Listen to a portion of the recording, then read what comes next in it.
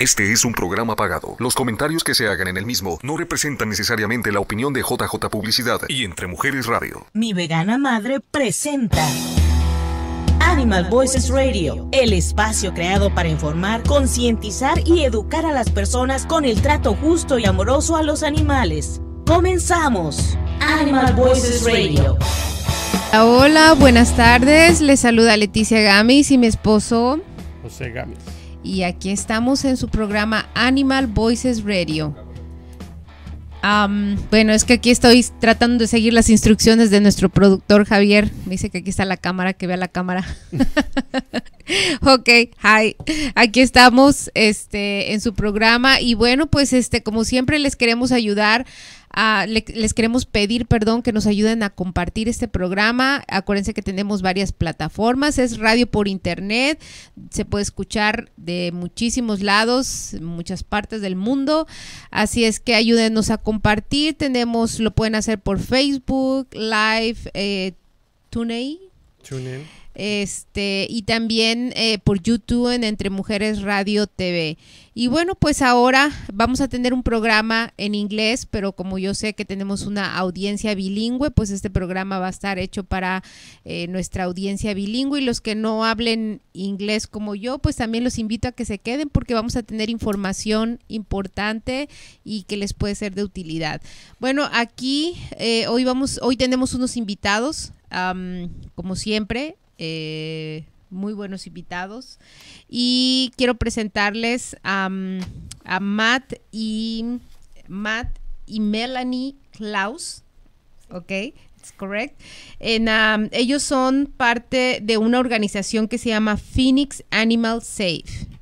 Y bueno, pues José, mi marido, es el que va a platicar con ellos, así es que los invito a que se queden. Te cedo los micrófonos. Thank you. So, like always, I'm pretty excited to be talking to Melanie and Matt, who I will allow to introduce themselves shortly. But we're just going to talk about their animal activism, what we got going on this weekend. But who of you guys want to start with your intro? Sure. Thank you so much for having us, by the way. It's a pleasure. Thank you. We are Phoenix Animal Save. We are a married couple, which makes us just a little bit different than some other animal rights groups. We started in February, and it's been incredible ever since. So just recently? Yeah, very recently. So it says here that you're from Georgia? Yes, originally. What brought you all the way out here? So Matt and I met in South Carolina while we were rock climbing. And we happened to just move out here from Raleigh, North Carolina. We decided we were tired of the winter and the humidity. Okay. Yes, the humidity is a killer, and it's humid right now. I shouldn't say much. Us, yeah. Right. But it's a different kind of humidity, I think, because I've been to the Gulf Coast, both in Mexico and in Texas and Houston, and that humidity is just a little bit different. It's much more aggressive, yeah. Yes, for sure. So, so you said rock climbing. Do you guys still rock climb? Yeah, we do. Is there a lot of rock climbing in the Phoenix area, or you have to go elsewhere? No, there's lots around here. Yeah. We mainly will more regularly climb just like in the indoor gyms that are around town. Okay. But there's so much Arizona and rock climbing in Arizona. I think I heard somewhere that Arizona is either number 1 or number 2, and for like the states of most exposed rock outdoors. Mm-hmm. So yeah, there's tons of rock climbing here. Cool. It's awesome. So why Arizona? It's not necessarily the most progressive state. I don't know, were you guys vegan when you moved here already? Yes. So with so many other options, especially on the West Coast, Pacific Northwest, East Coast, for a little farther north from where you were, why Arizona? The sunshine. The sunshine and the low prices. Yeah. Cost of living. To put it bluntly, yes. Pragmatic, of course. Yes.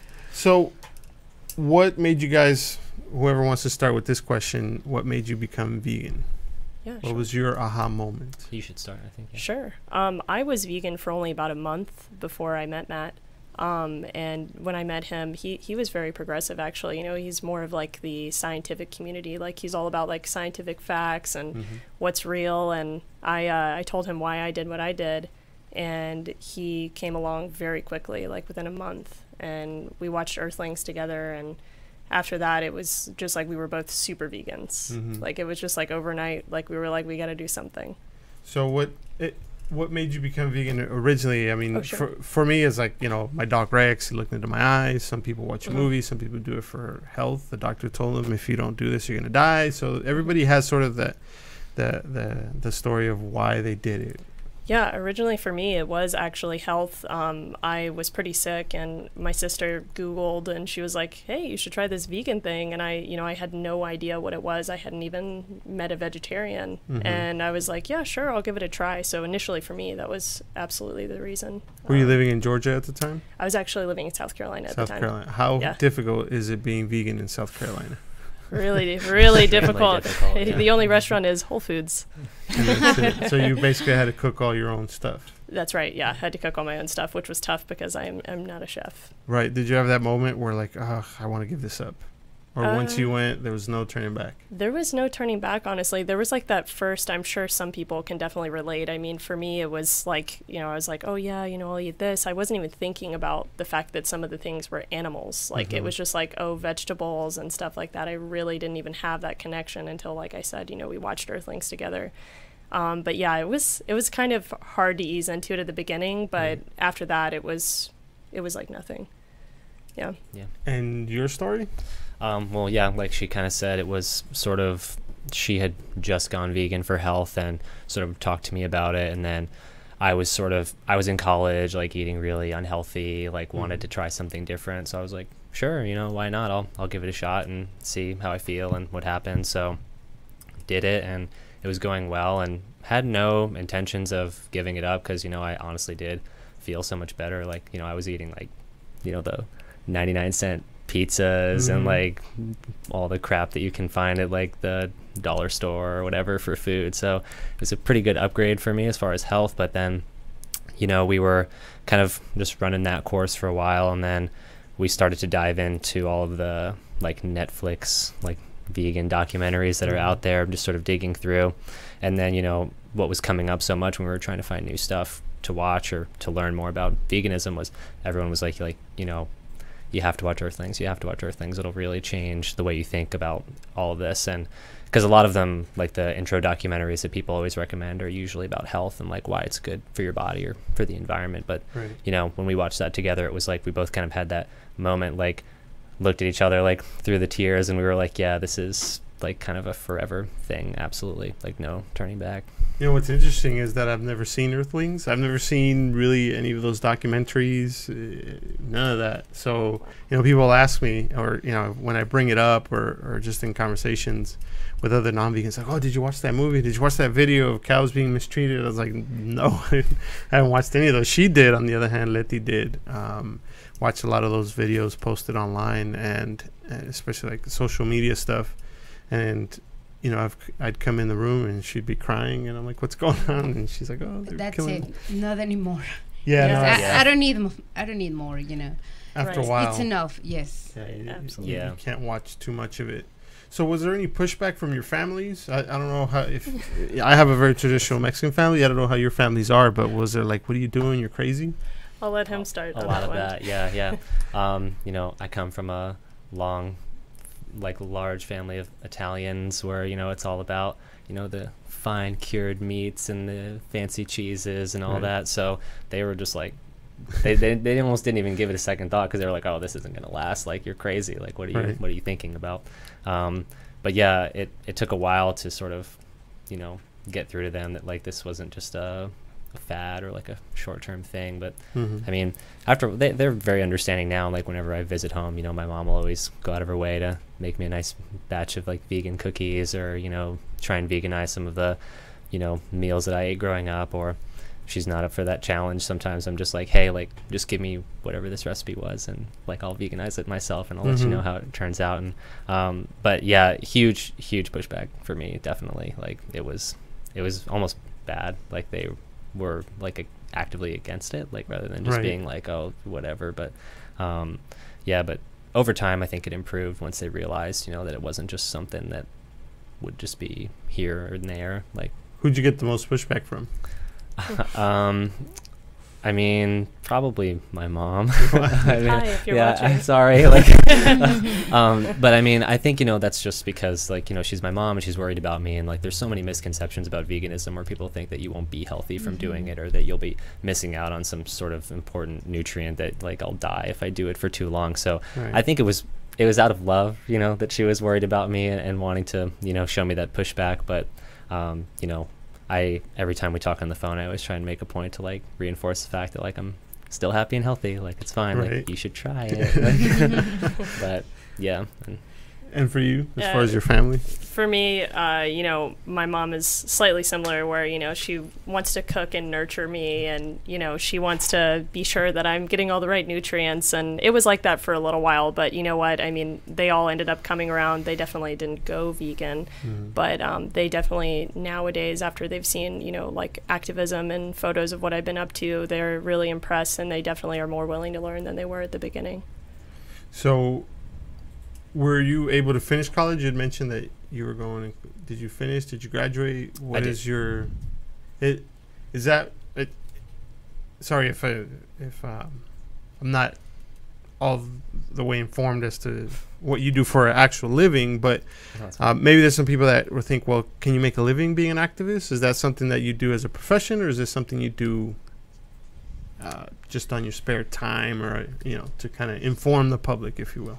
Yeah, I mean, for me, it's just all spare time because, like, I graduated college with a degree in digital media communications, which, was at my university sort of a catch-all degree for anyone interested in doing anything with, like, new media, so, like, video production or digital marketing, social media, stuff like that. But now, like, as a career, I do IT support for an energy company, so it has nothing to do with the activism or my degree, even, for that matter. But yeah, as far as activism goes, that's just something that for both of us is just what we do with what free time we have. Okay. And I used to work in human resources, but I actually now involve myself in activism full time. Okay. Yeah. Now, is the organization that you founded? Is it part of is it under an umbrella? Tell us a little bit more about at the Save movement and your involvement and what it all is. Sure.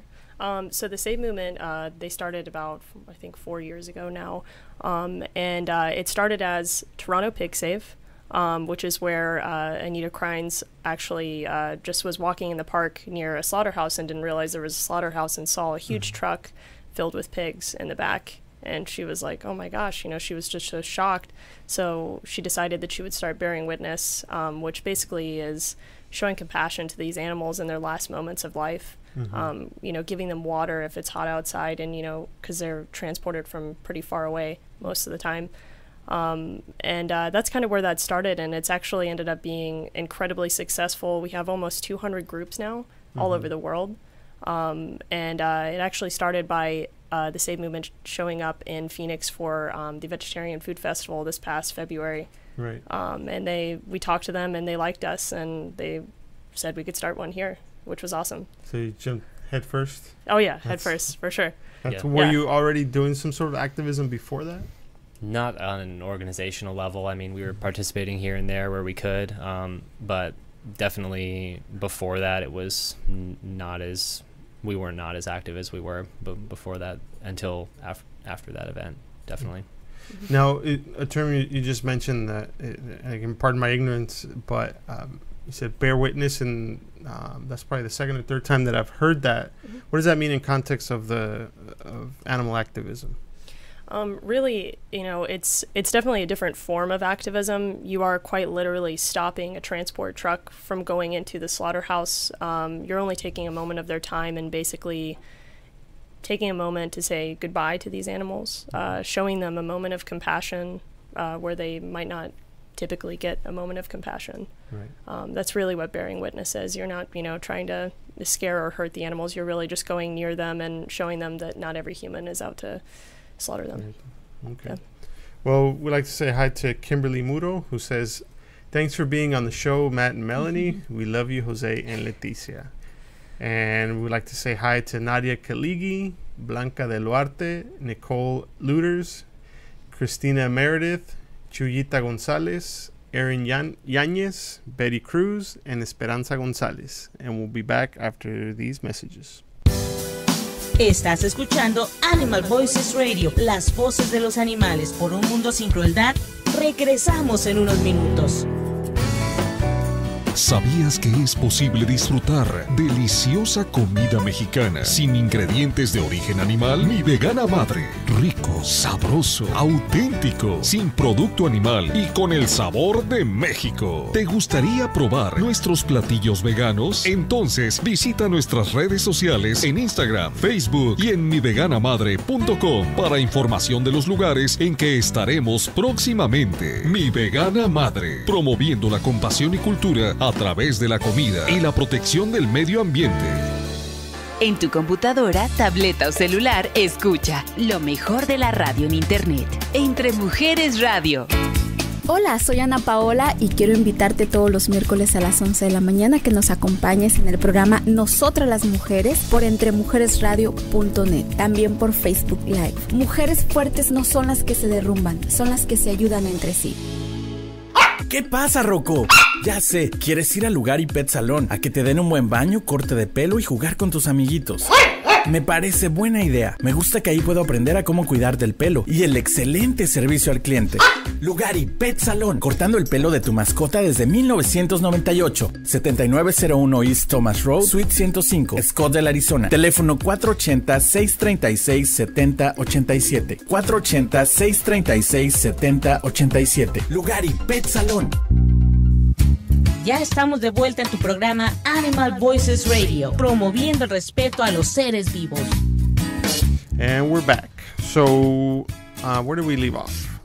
Oh, we were talking about with the pigs and showing them compassion, at least in those few moments before they go into the slaughterhouse. Now, I have not been to those kind of protests. I have been to the circus ones, and we have been to the puppy mill ones, but are there sometimes people that get a little aggressive, not necessarily on your part, but people from the company, cops showing up, that kind of thing?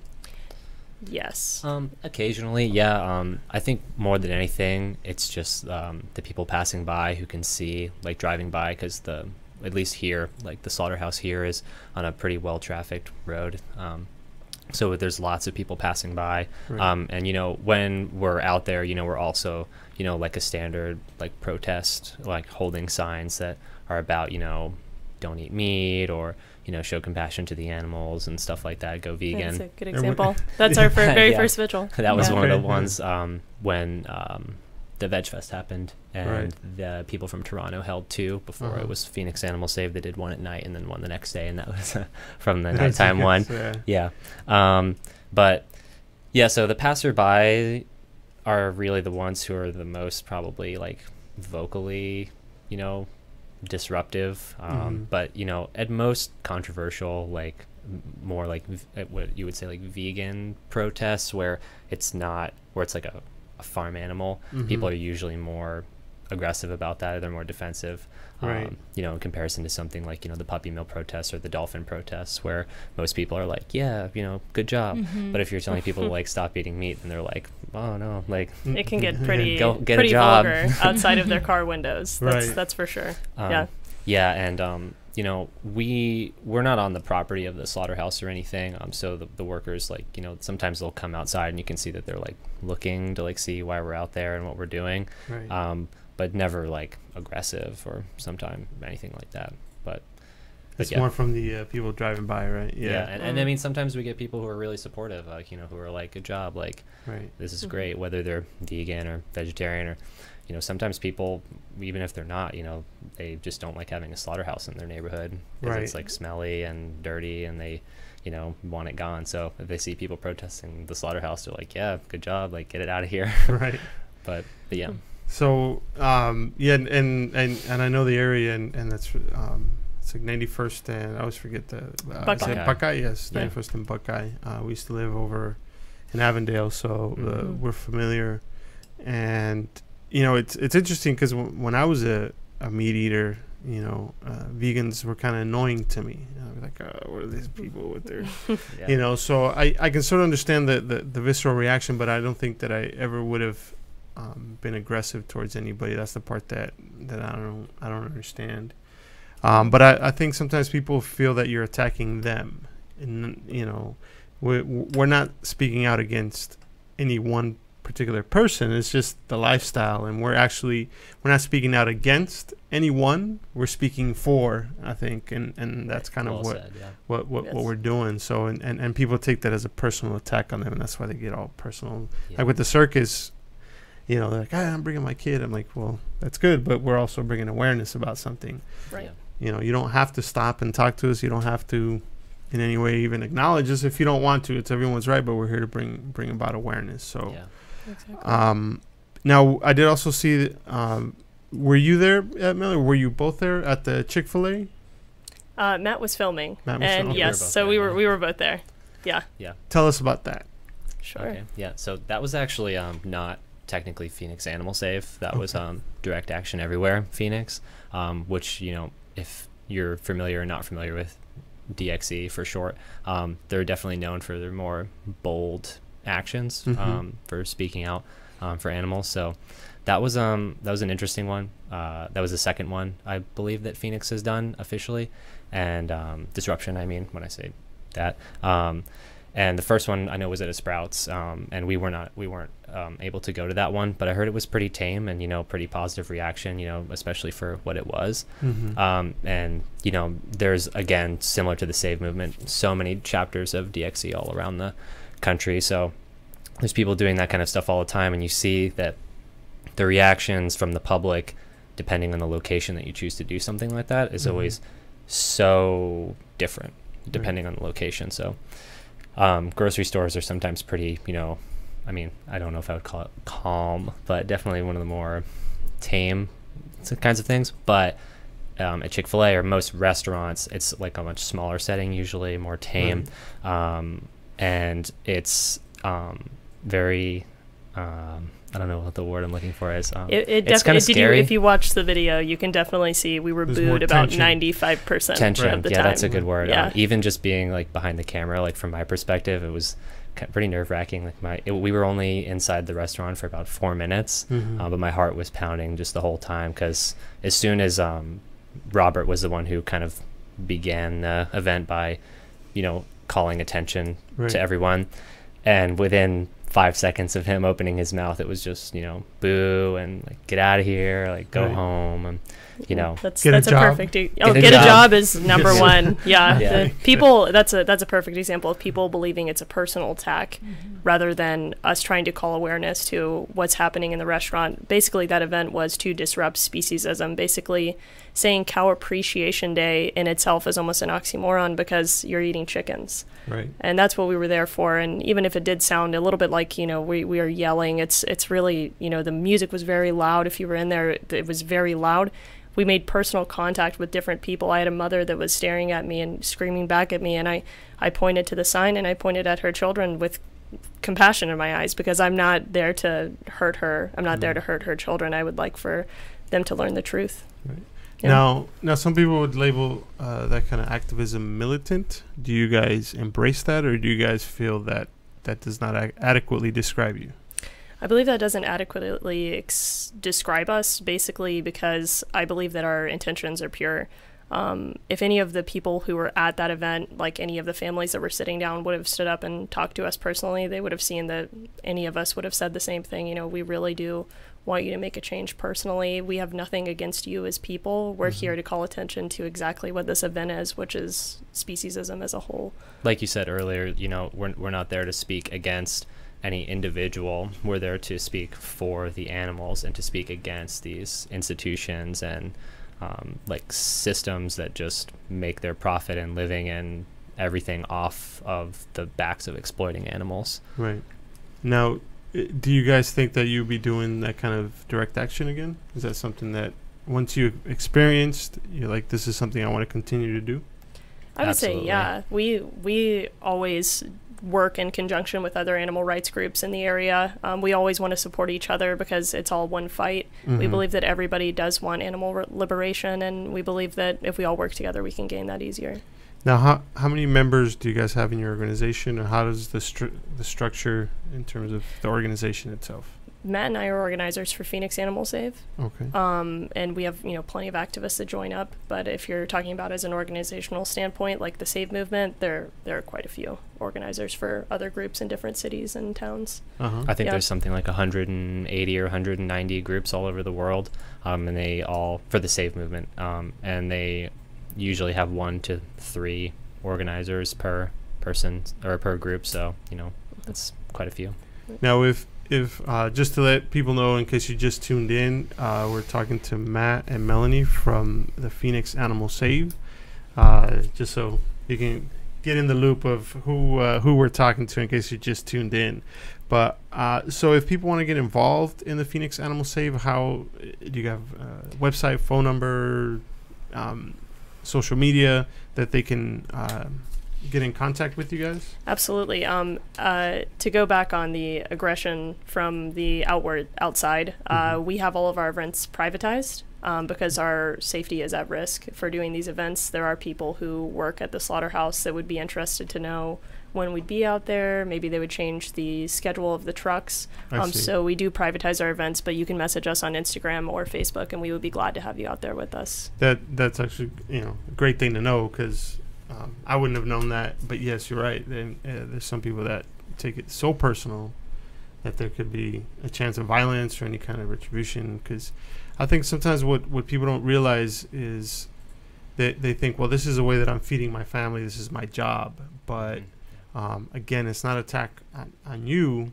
And I think that sometimes if we blindly only see that paycheck or that thing that affects us personally, that what kind of world are we leaving for the very people that you're trying to provide for, which is your children or your grandchildren, whoever it is that you think you're doing that job for, to help provide for. Exactly. But at the end, you're inadvertently contributing to something that is harming the planet and ultimately harming the people that you love. So it's an interesting dynamic, I think.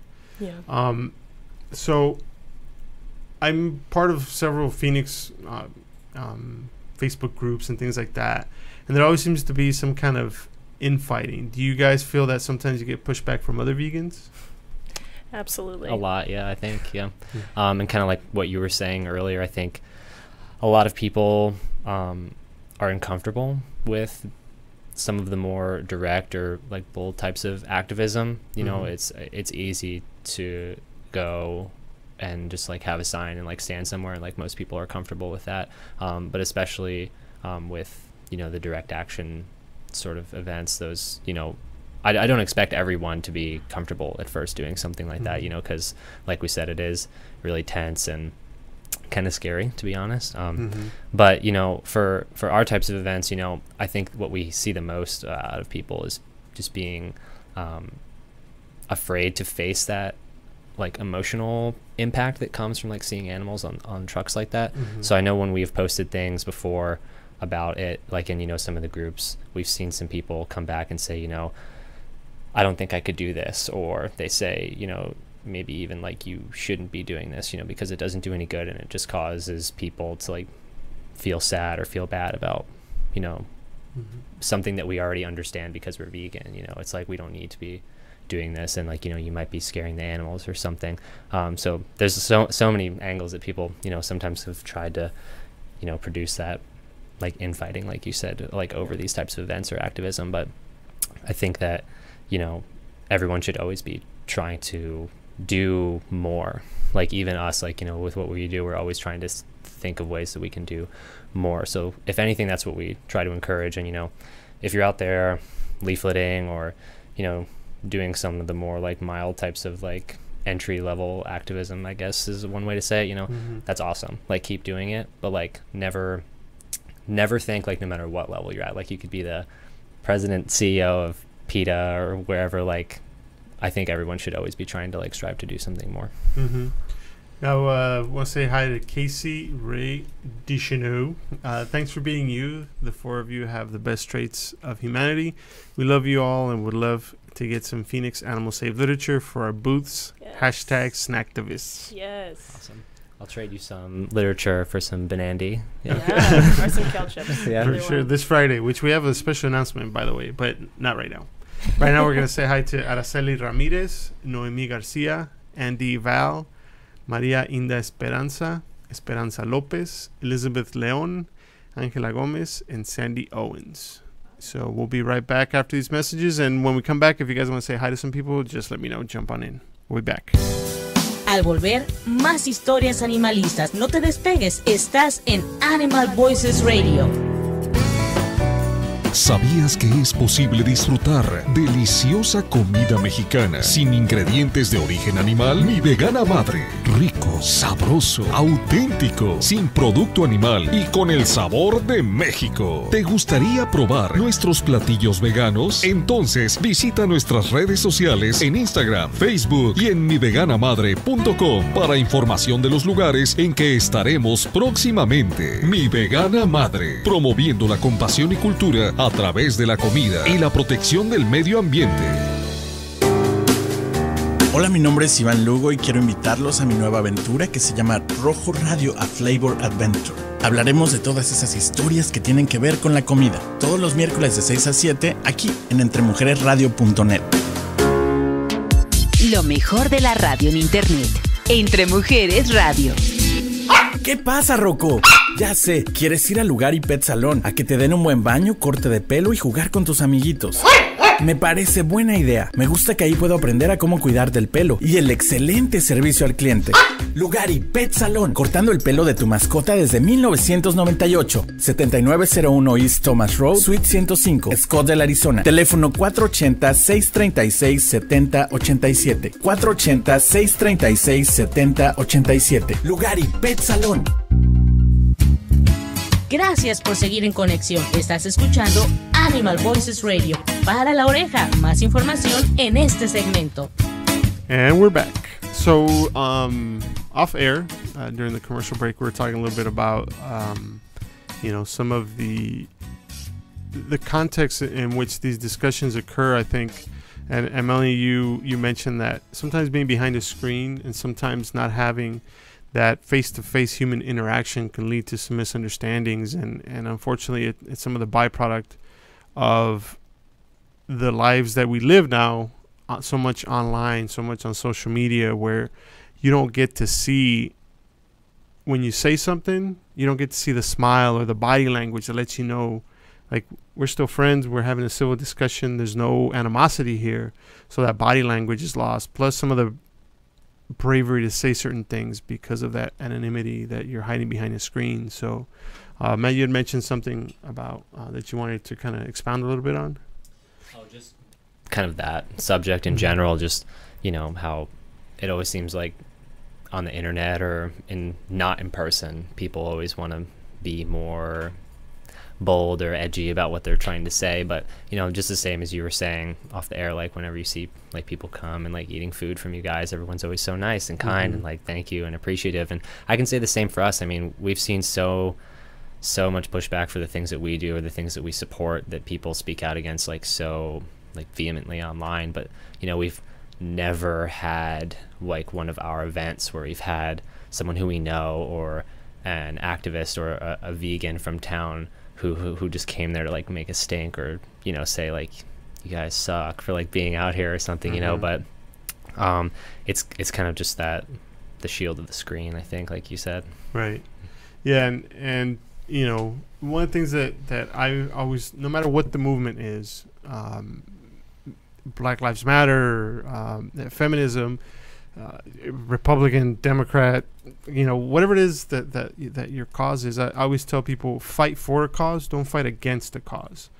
If you don't like my cause, then pick one of your own and fight that cause. Now, my form of activism and our form of activism is not necessarily your form of activism, but I'm in no way ever going to say that you're wrong for what you do. I think that there's a need for different levels of activism because there's people out there that aren't ready to hear necessarily certain things yet. So I think we all have a role to play and a function to play, and it's all important for the cause. So our form of activism is through food and through living our example. And we've had people come to us and say, because of you I'm more interested. And there's people, especially in the Spanish speaking community, where they've never even heard the word, let alone know what it is. Yeah. My mom never went to school, so to her to hear words like activism and veganism and speciesism, and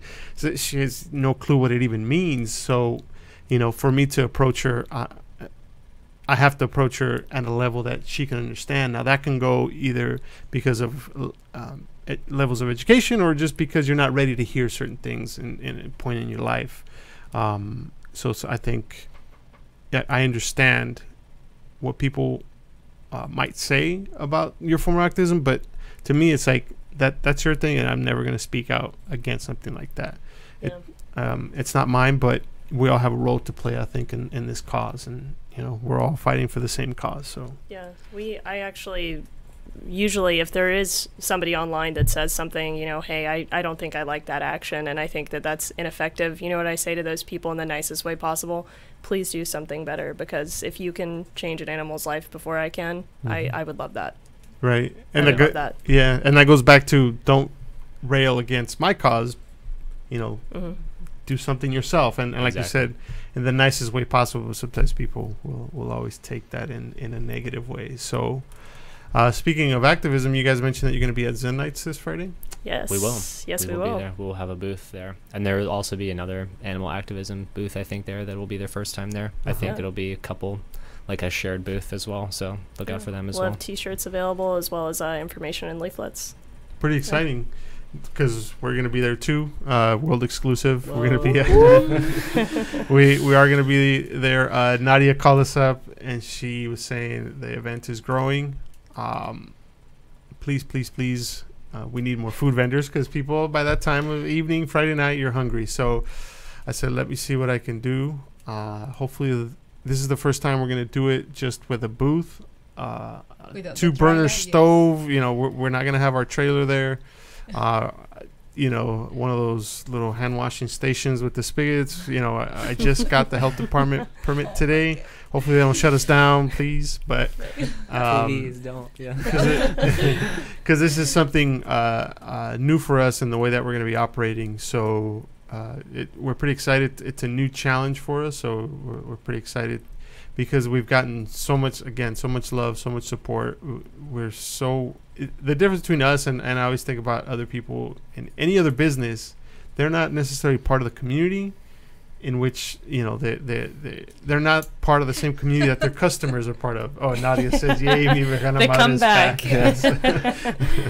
So, yeah, so we're not just, food vendors. We're not just vegans. We're part of a community. We share the same community that our customers do. So that's why it feels so gratifying, because we've had other businesses before, and to us, people were just customers, and you're just thinking dollar signs. But now it's like, you guys, we're part of the same community. So it's pretty exciting. We're happy to be back at Zen Nights. We're only going to have one taco, because we're trying to figure out the logistics of how it's going to be. But I think it's our most popular taco. So Carne asada taco. Yeah, okay. I thought that was going to be another surprise. I was like, maybe carne asada? We have carne asada tacos, yes. Just because for the logistics, once that works out, who knows? We might even make that our permanent way to operate for now, until we can, because I know we had mentioned that we were looking for a permanent location. Now it's turning into a big commercial for us, but we'll get back on track with the animal save. Go to Mi Vegana Madre on Friday. But the season is getting really close. It's right around the corner. By mid-September, things are starting to get going. Plus, these festivals, which we're going to have another veg festival coming up here in November. So now we have one in the fall, 2 in the spring. I'm sure there's room for one more in the fall. So the more of this that happens, of course, the more the community will grow. So we're pretty excited. I think bigger and better things are coming to the Phoenix area, and you guys are a part of that. We're a part of that, and it's pretty exciting, because Arizona is not necessarily very progressive sometimes. So very true. So what are the demographics for the people in your movement? To me, it seems like the type of activism that you guys partake in is probably a very youth-oriented movement. You'd be really surprised. I mean, at our very first vigil as Phoenix Animals Save, we actually had quite a few older women. Was actually the turnout, because a lot of people know about Toronto Pig Save and the Save movement from Facebook, and they're like, oh my gosh, it's so close, it's in Arizona, and I can make it to the event. And that was kind of what our demographic was at the first few, but now that we're bearing witness at the slaughterhouse, the demographic has definitely changed. It's been a little bit younger. Yeah. Noemi says, so excited to have Phoenix Animal Save and mi vegana madre. Yes. Thank you, Noemi. Hi, Noemi. So where do you guys envision the future of your activism going? Like, what do you guys hope? Like, what's the dream 5 years, 10 years down the road? Well, I think the one thing that we always wish for the most is just more people to be out there. Because, like we were talking about it last time, the vigil that we just had this past Saturday was our largest one yet. We had about 40 people out there, which is pretty big for an action, especially, like I said earlier, like a vegan action, which was amazing. And if any of you who were there are watching, thank you so much for coming. Seriously, it means so much to us and to the animals and to everyone. But yeah, really, more people. That's what we need. We need more people out there making that connection with the animals and being willing to be out there, because, especially when it comes to, like we sort of touched on earlier, dealing with the schedule of the slaughterhouse sometimes can be rough because, our events rely very heavily on seeing trucks and them being there. So we've, spent collectively between Melanie and myself and some of our other very generous friends that we're so grateful for, have spent probably days worth of hours, like just sitting outside of that place through the night and early into the morning, just trying to figure out when they come there. And then, we will finally nail it down and we'll hold an event. And I don't know if it's just coincidence 3 or 4 times in a row, but we'll have a successful event and then we'll come out the next 1 or 2 times and then we won't see anything. So we don't know if they're like intentionally doing that or if we just have really bad luck. But what we hope for is to become, one of the Save groups that's on the level of somewhere like Toronto or Berkeley or Los Angeles, where they can get 150, 200 people out there to where, the slaughterhouse and the public around is like, what are we going to do? It's like, we've got all these people out here, we can't take these steps anymore to try and arbitrarily fight against this, because it's not going anywhere. Because, I think a large reason why they try and do stuff like that is to say, get out of here, we don't want you here, just go away, stop bothering us, kind of thing. But the larger the group, the less I think that they'd be inclined to think something like that.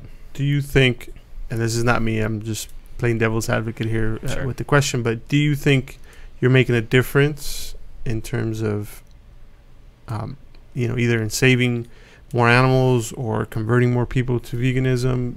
Do you think you're making inroads? And if so, how, huge, small steps, big steps? Yes, absolutely. I mean, to piggyback off what he was saying, Toronto actually had a slaughterhouse closed down while they were, holding events out there. Now they stick strictly to one other place, but I think that's incredible and very telling of what these events do. Community can change everything. And once people are driving by and let's say they see 80 people outside, they're going to be like, what am I doing? Opposition is just a huge thing. Humans are so social, and if they think that they're doing something wrong, they're going to want to find out how they can do it differently. Right. And once they see all those people outside, it really does change their perspective. And I think that's a huge aspect of that activism. Right. And I think just being there to show compassion to those animals in itself is, it's something that if no other activism can do something like that, where you're actually there seeing animals that are going to die, they will die, and you're there for them, even if it's just for a few seconds, just to say I love you, I'm sorry, I'm trying, I think that's so important. And a lot of people will say oh, well, who cares, that animal is just one of a trillion that dies every year, what difference does that make? But again, that goes back to like, why are we in this fight? Like, to save animals, to help animals. And, if I can make that animal feel a little bit better, even if it's just for 2 seconds, I think it was a success. Yeah, to me, I always feel that way. Like, whether people tell me, if I'm getting the 1 minute. So when we get back from the break, we have one more segment. I'll touch on that. Hopefully someone reminds me because I forget. But Aaron Yanez says, Matt, Melanie, grandes activistas. Nadia Kaligi says, thank you, Melanie and Matt, for all your hard work. So also Angelica Ortiz, Mónica Cárdenas, Laura Ruiz, Marta Alicia Garcia, Lidia Montaño González, and Maria Osa say have tuned in and are listening to us. Anybody you guys want to say hi to? Everybody. Thank you so much for tuning in. Yeah. Appreciate it. Okay, guys, we'll be right back. Thank you. Al volver, más historias animalistas. No te despegues, estás en Animal Voices Radio. ¿Sabías que es posible disfrutar deliciosa comida mexicana sin ingredientes de origen animal? Mi Vegana Madre. Rico, sabroso, auténtico, sin producto animal y con el sabor de México. ¿Te gustaría probar nuestros platillos veganos? Entonces visita nuestras redes sociales en Instagram, Facebook y en miveganamadre.com para información de los lugares en que estaremos próximamente. Mi Vegana Madre, promoviendo la compasión y cultura a través de la comida y la protección del medio ambiente. Hola, yo soy Blanca de Olarte. Yo soy Eva González. Mi esencia es expresarme a través de los colores y las imágenes. Mi esencia es el amor. Así que te invitamos a escuchar nuestro nuevo programa Esencias. Todos los jueves a las 7 de la noche. Por entremujeresradio.net. Esencias. Entre Mujeres Radio es una emisora online de JJ Publicidad. ¿Qué pasa, Rocco? Ya sé, quieres ir al lugar y pet salón a que te den un buen baño, corte de pelo y jugar con tus amiguitos. Me parece buena idea. Me gusta que ahí puedo aprender a cómo cuidar del pelo y el excelente servicio al cliente. Lugar y Pet Salón, cortando el pelo de tu mascota desde 1998. 7901 East Thomas Road, Suite 105, Scottsdale, Arizona. Teléfono 480-636-7087. 480-636-7087. Lugar y Pet Salón. Ya estamos de vuelta en tu programa Animal Voices Radio, promoviendo el respeto a los seres vivos. And we're back. So, what I was going to mention before the break is sometimes I'll get that same question, like, how much of a difference are you really making? How many, you can't stop the time, blah, blah, blah. Your health, blah, blah. There's always something, but, what my response is, I don't care. Like, I'm still going to do the right thing, whether my health suffers, whether I'm making big strides, little strides, no matter what, I still have to do what my conscience dictates to me is right. So if I start to think about the negative, which is, am I really making a difference? Instead of thinking about the positive, what difference have I made in the lives of 4 out of the 5 dogs that we have that we rescued off the streets? If I would have said, I'm not making a difference, those 5 dogs would have ended up run over in some shelter and some kind of animal fighting. Like who knows what would happen to them. So, to me, that's my response. What other people's reaction is to what I'm doing shouldn't stop me from doing the right thing. So that's commendable. What you guys do, because your level of activism can get a lot more pushback. Again, not just from people working in the slaughterhouse or people that stand to benefit from the animal suffering, but from people that are also, part of our community. Yeah.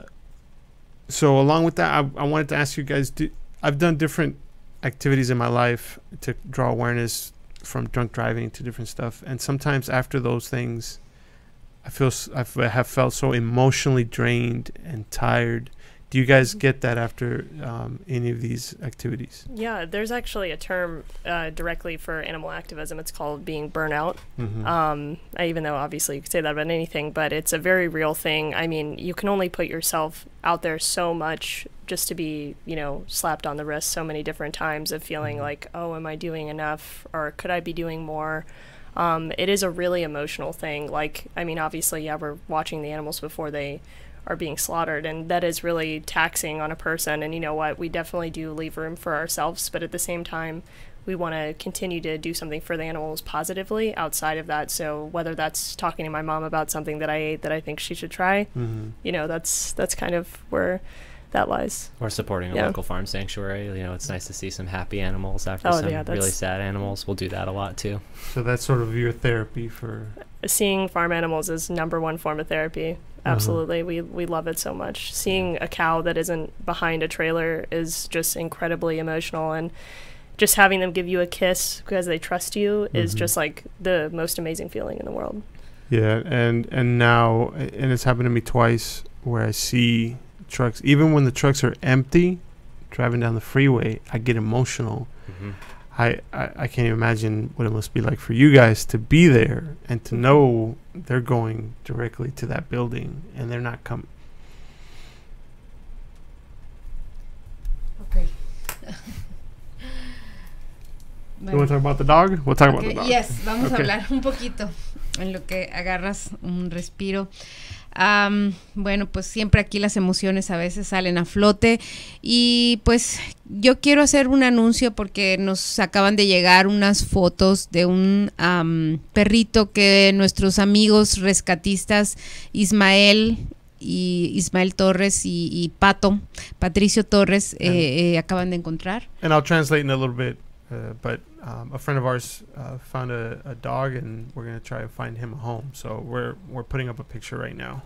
Okay, ese es el perrito que nuestros amigos Ismael y Pato acaban de encontrar.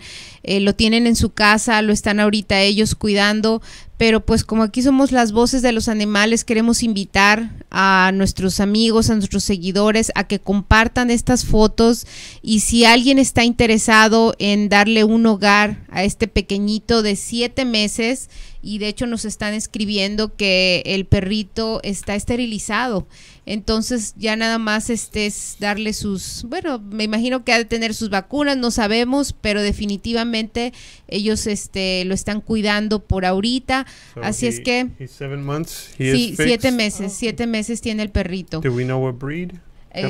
No, pues no, y no creo que importe mucho. To us it doesn't matter, but sometimes because of a certain ordinance, or I don't know, some people are a little skittish about certain breeds, but somebody once asked us about my German Shepherd if he was pure blood. I said, I don't know, but he's pure love, so that's all we care about. Bueno, pues entonces aquí les dejamos esta información, ojalá nos ayuden a compartir por favor para encontrarle hogar a este perrito. Y queremos darles también otro anuncio antes de que se nos termine el programa. Como habíamos comentado al principio del programa, mi vegana madre pues va a regresar a las calles a vender tacos, porque este viernes vamos a estar en el evento de Zen Nights, que es un evento vegano que se encuentra en el downtown o en el centro de Mesa. Las calles son la Main Street y la McDonald. Vamos a estar de 6 a 10 de la noche. So, obviamente va a haber varios negocios veganos, algunos muy pocos de comida y otros de diferentes artículos que venden, pero todo es vegano. Ahí también van a estar aquí nuestros amigos Matt y Melanie compartiendo información. Nosotros vamos a estar vendiendo unos tacos de carne asada. Es el único menú que ahorita vamos a tener, porque pues es nuestra primera vez, no sabemos cómo nos va a ir, porque vamos a estar sin la traila, nada más vamos a tener un booth. Así es que si nos quieren acompañar este viernes 28 a las 6 de la tarde en el centro de Mesa. Y pues como todos los domingos también estaremos en Treehouse Bakery de 10 a 2 de la tarde. Ahí vamos a estar vendiendo también nuestros famosos tacos de carne asada y unos burritos de tofu scramble. ¿Y qué más tenemos para anunciar? So yeah, Zen Nights, Main Street in McDowell, 6 to 10 this Friday. It's 100% plant-based event. It is, Nadia said, it is the only monthly 100% plant-based event on the West Coast. I think there's one in New Jersey she mentioned. So probably even west of the Mississippi or something like that. The only plant-based monthly event that we have going. So that's Main Street and McDonald in downtown Mesa, 6 to 10. And on Sunday, we're going to be at Treehouse Bakery 15th Avenue and Roosevelt. Of course, we have our tofu scramble burritos. We have our tacos de carne asada. And, of course, all the sweets at Treehouse Bakery. They have all their cupcakes and cookies and all their vegan goodness. So if you have a sweet tooth, you can definitely stop by and get a little bit of both. Así es, pues ya con esto creo que pues nos estamos acercando al final de nuestro programa y obviamente les queremos dar las gracias a nuestros amigos, a Matt y... ¿Cómo se me olvida? Melanie. Te iba a decir Natalie, Melanie y Matt por haber estado aquí. Quiero dar las gracias en español, obviamente. Ahorita mi esposo le va a dar las gracias en inglés, pero en español quiero darle las gracias por haber estado aquí acompañándonos y felicidades por la labor que ustedes están haciendo y para todas las personas que quieran unirse a esta labor que ellos hacen, pues van a estar, tienen una página de internet que se llama Phoenix Animal Safe. Ahí pueden encontrarlo en Facebook y do you have a web page? We only have Facebook and Instagram. Facebook, I'm sorry, y Instagram. Tienen su página y le pueden mandar un mensaje si quieren ser parte de la organización, se podría decir, o si quieren... simplemente obtener información. Lo que habían mencionado es que muchos de los eventos que ellos hacen los tienen privados porque a veces las compañías en las que están protestando quieren de alguna manera interrumpir o causar algún problema y también por seguridad de ellos. Y aquí están viendo una foto para que no vaya a haber algún tipo de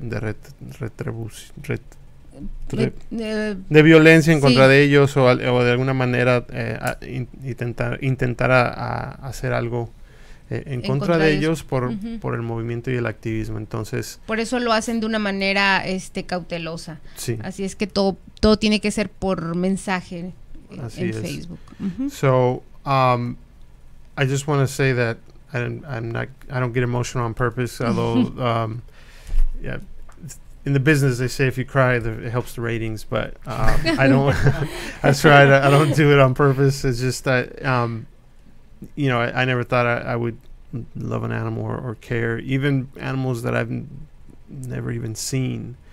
Most people, it's easy to love their dog, they love their cat, and past that, they don't really think about it. Kind of, as someone once said, out of sight, out of mind. A lot of people don't want to think about it.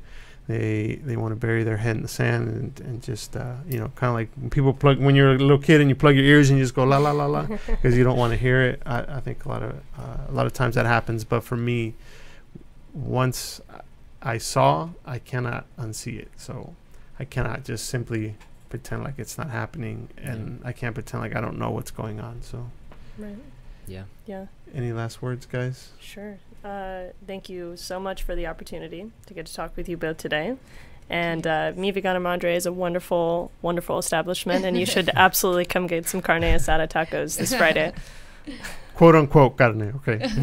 Quote unquote. Yes, yeah. We've had people, because carne means meat, know. Yes. So sometimes we've had people come to us, and it's all vegan. Yes, it's way better than that. Yeah. I gotta say when we introduced it, and as a matter of fact, I like to give a shout out to Loving Hut out in Litchfield Park. The person that was there, I believe he might either be the owner or one of the owners or somebody in charge there. He saw that I had a bunch of bags, and we always tell people that's where we get it from. We're not trying to hide any secrets. We want to let as many people know this is where I get our stuff. You can do it yourself at home, but we get our carne asada from Loving Hut. And when he saw that I had a bunch of bags, and he's like, "What are you doing?" And I explained to him, and he actually gave me an extra bag. He said, "Thank you for helping the animals. Thank you for what you're doing." And I'm like, "Thank you." So again, being a part of this community. So a shout out to Loving Hut, Litchfield Park, and actually also 35th Avenue, Union Hills. We go there a lot. They treat us wonderfully. They already know us too. So they're wonderful people. So thank you guys for being on the show. Again, like always, I wish we had more time. Sometimes it sputters and stalls a little bit along the way, but then at the end, it always seems like we need so much more time. But thank you guys. Thank you for what you do, and hopefully we can have you back on the show soon. Yeah, thank you. We would love it. Yeah, thank you so much. Thank you so much. Bye, guys. Bye.